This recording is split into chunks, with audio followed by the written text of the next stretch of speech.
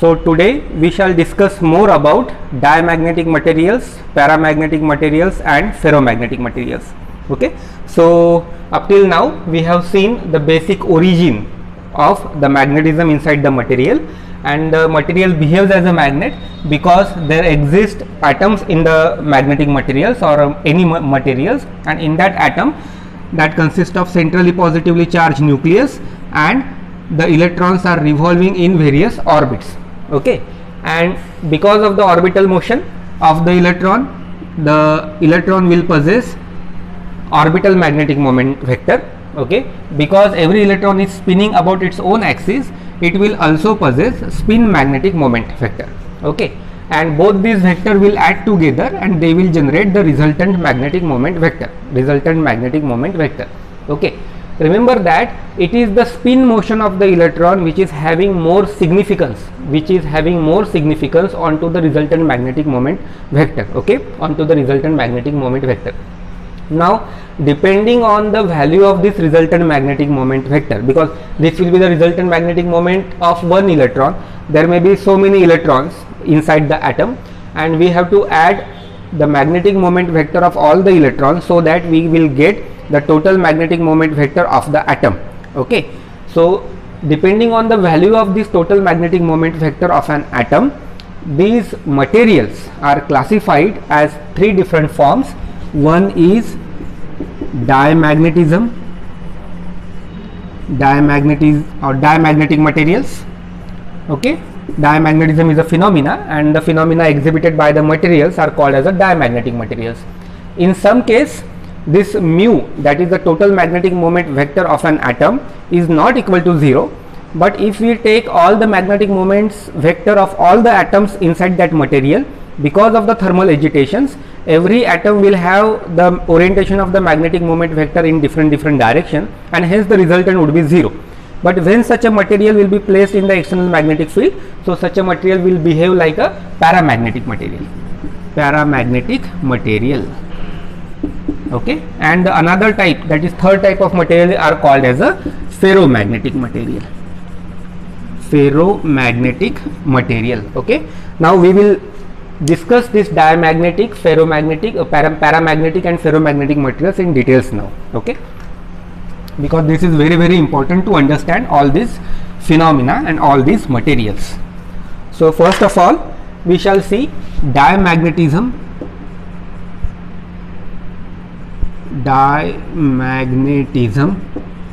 and diamagnetic materials. Diamagnetism and diamagnetic materials. So what is basically diamagnetism? So in order to explain the diamagnetism, we have to again consider the atom, and every atom will have positively charged nucleus and negatively charged electrons will be revolving around the nucleus.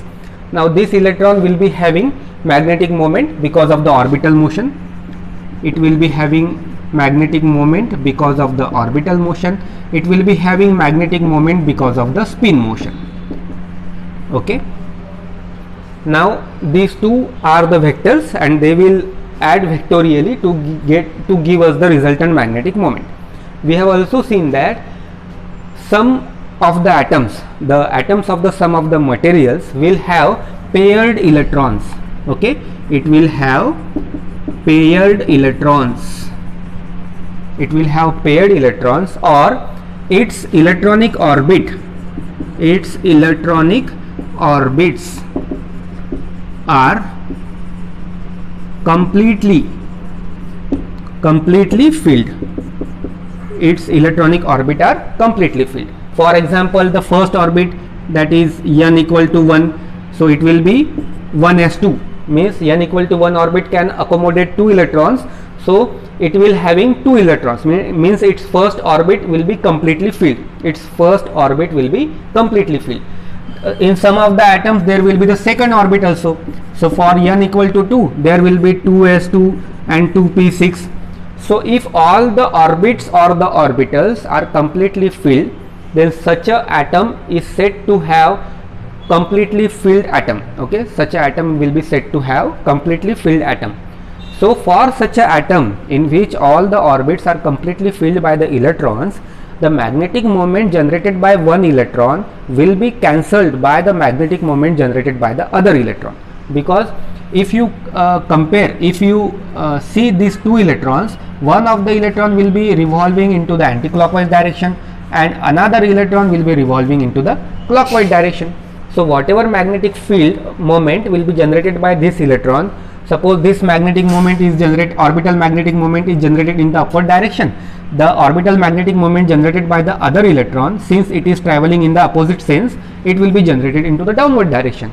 And I have already told you that these are the vectors and therefore their resultant would be 0. Similarly, what about the spin motion? So this electron is spinning, suppose in the upward direction. So this electron may be spinning into the downward direction, because if a particular energy shell or if a particular energy level is having two electrons, one will have spin up and other will have spin down. Okay, so the spin up and spin down motion will again, whatever magnetic moments will be generated by these two electrons will be again cancelled out.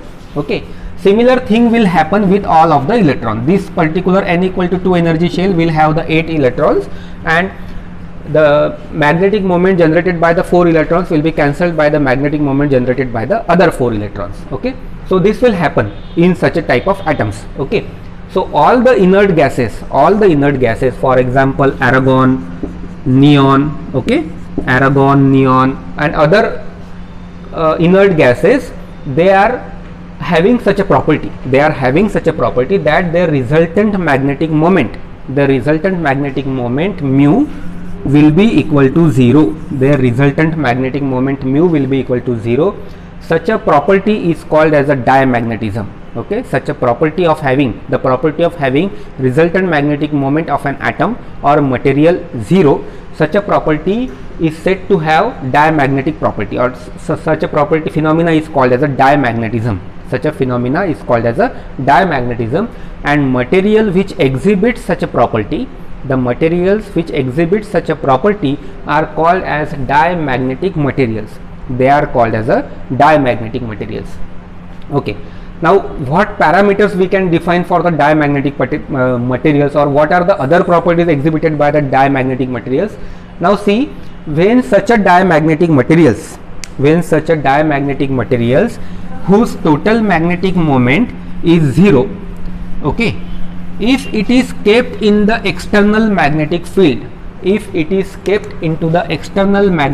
suppose we apply any external magnetic field and we keep atoms of such a diamagnetic materials into this external magnetic field, then what will happen? Actually, then the electron which is orbiting around the nucleus, there is a change in the velocity of the electron orbiting the nucleus. How?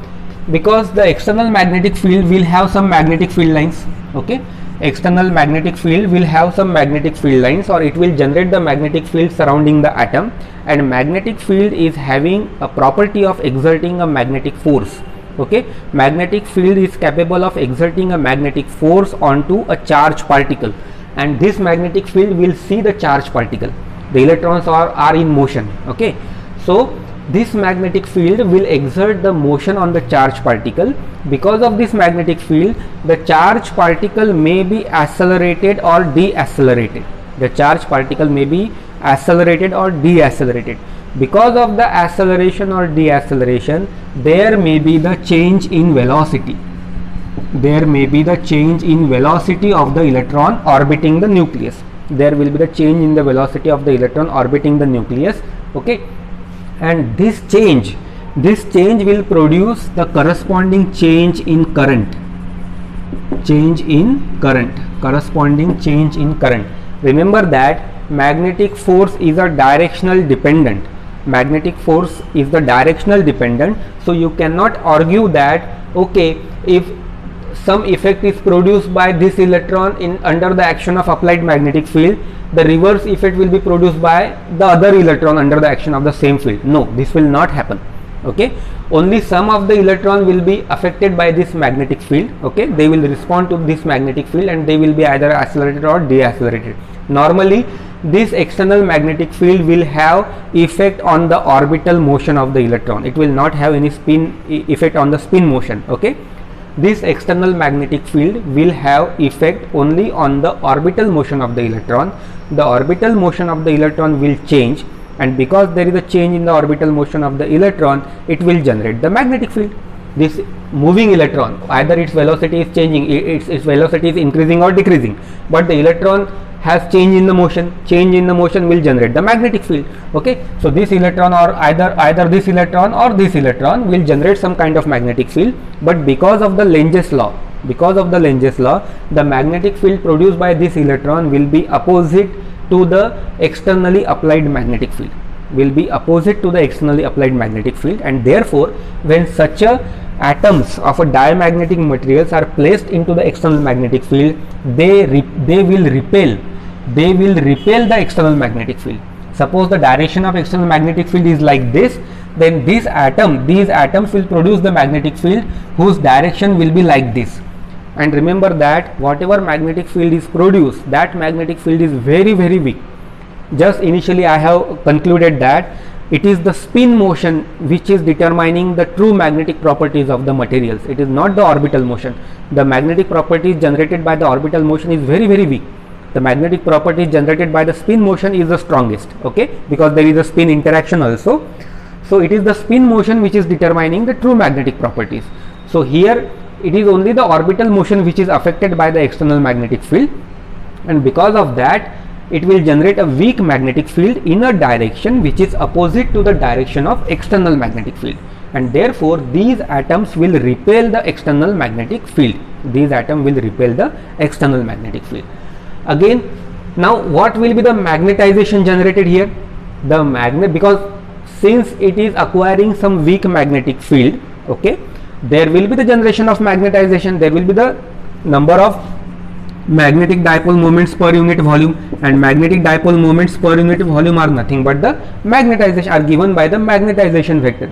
So in this case, since the magnetic dipole moment are aligned in a direction opposite to the external magnetic field, the magnetization is negative. And therefore the magnetic susceptibility, which is nothing but m by h, is a negative quantity. So this must be understood that all the diamagnetic materials are having negative susceptibility.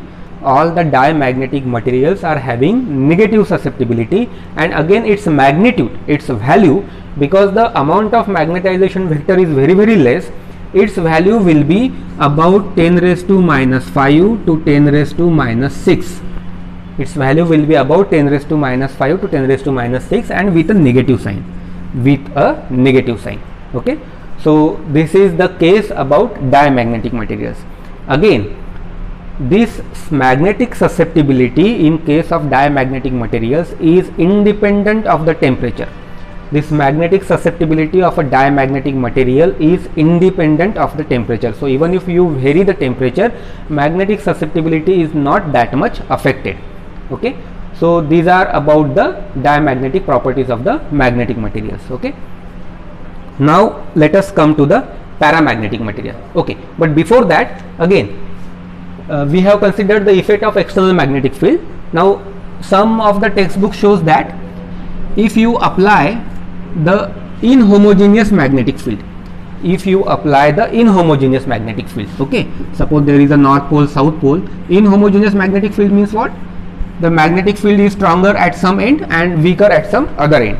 So if you apply the inhomogeneous magnetic field, and in that inhomogeneous magnetic field, if you place a diamagnetic material, then it will be moving under the action of this inhomogeneous magnetic field. It will be slowly moving towards the weaker pole. So this is again another property of a diamagnetic material.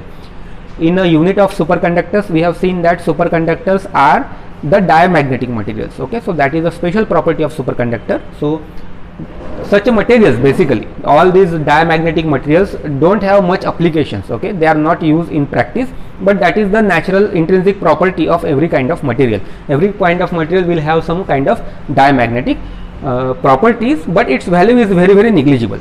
Its value is very negligible, so it will not affect much to our day-to-day life applications, right? So this is about diamagnetic materials. Now we come to the paramagnetic materials.